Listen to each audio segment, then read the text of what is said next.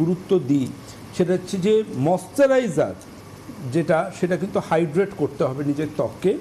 ময়শ্চারাইজারের জন্য আমি গরমকালে এজিং কেয়ার অ্যাডভাইস করি। এজিং কেয়ার ভীষণ গুরুত্বপূর্ণ একটা ময়শ্চারাইজার। এর বাইরে ত্বকের এজিং প্রসেস এই সময় ফাস্টার হয়, তার জন্য চোখের তলার ত্বকের যত্নের জন্য রিঙ্কেল, ফাইন লাইন্স এবং চোখের নিচটা একটু ফুলে থাকা, under eye puffiness, dark circle, এগুলোকে সরাবার জন্য পরম্পরা আয়ুর্বেদের আন্ডার আই জেল, ট্যানটাকে রিমুভের জন্য ট্যান কেয়ার জেল, সামারের জেলটা খুব পপুলার হয় আমাদের, এবং তার পাশাপাশি ব্রণ বা র্যাশ থাকলে অ্যাকনে কেয়ার জেল, এগুলো কিন্তু ভীষণ গুরুত্বপূর্ণ আইটেম। এই পরম্পরা আয়ুর্বেদের জেল যেগুলো আছে না, সেগুলো টিনেজারদের কাছেও কিন্তু ভীষণ ভীষণ ভীষণ জনপ্রিয়।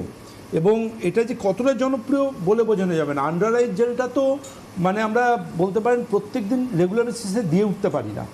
এটা ইনস্ট্যান্ট যেভাবে কাজ করে, যদি কেউ রাত্রে শোয়ার সময় একবার অ্যাপ্লিকেশান করেন এবং দুপুরে আরেকবার অ্যাপ্লিকেশান করেন, 24 ঘন্টার মধ্যে যদি তফাৎ পাবেন যে আমার ত্বকের ওই আন্ডার আই এই কন্ডিশন ছিল, এখন কতটা ডেভেলপমেন্ট হয়েছে।